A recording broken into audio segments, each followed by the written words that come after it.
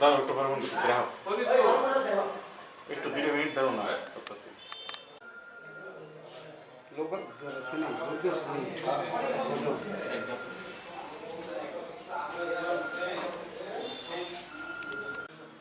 বিশুদ্ধা আইসি বিশুদা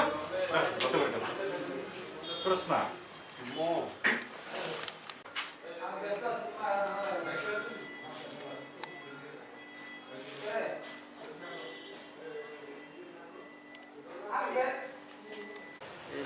ঠিক আছে নি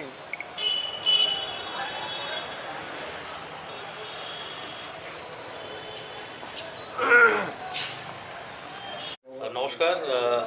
সদর সাব ডিভিশনে ইস্টার ওয়েস্ট নেশা বিরোধী তো অভিযান চলছে আপনি জানেন